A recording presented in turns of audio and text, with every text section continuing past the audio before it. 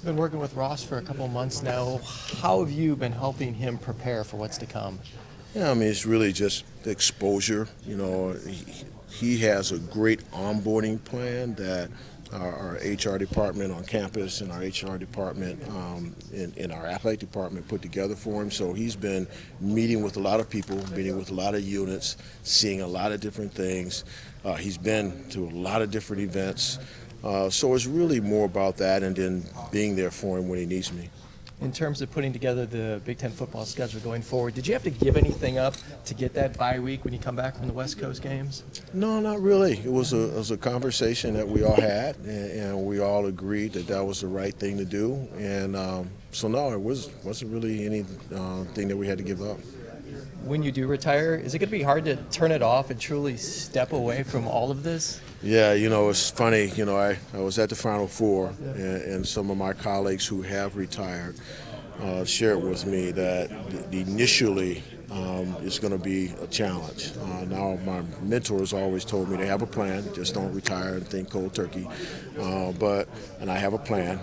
So I imagine that, I'll look at my emails and there won't be anything there, or my phone will be silent and I'll be like, oh, what's going on up there?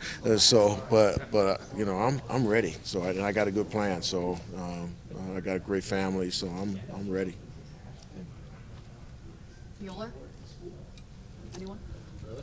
How much did you enjoy today? Kind of looking back at your career. It's I enjoyed it. I thought the questions were great.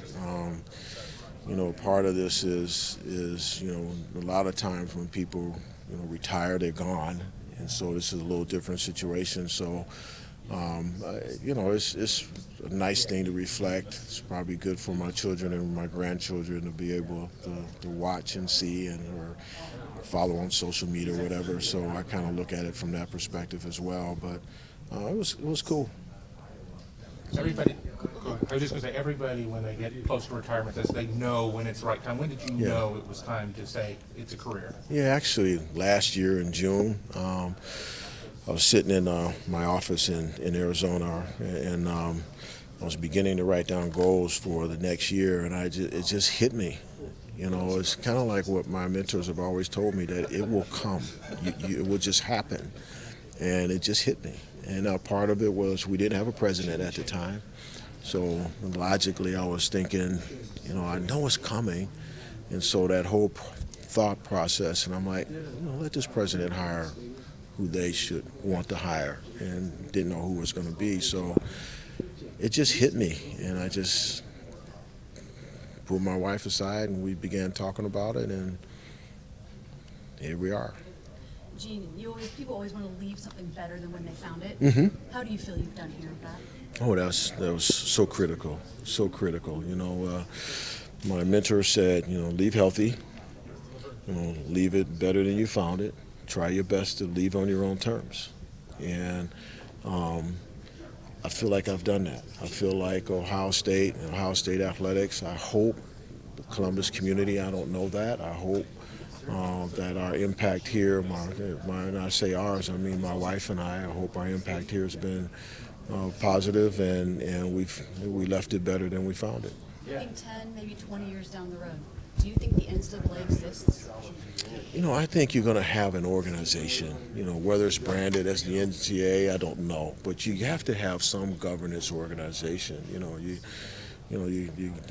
using football, for example, there's 81,000 football players in the NCAA and NAIA.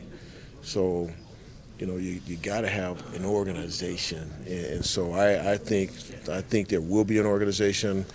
I'm one of those believers that the NCAA should rebrand itself, because right now it's not a good brand. But I believe there'll be some governance body in some form or fashion.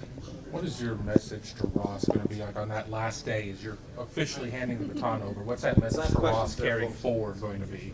Here's the keys. That's just going to be that simple.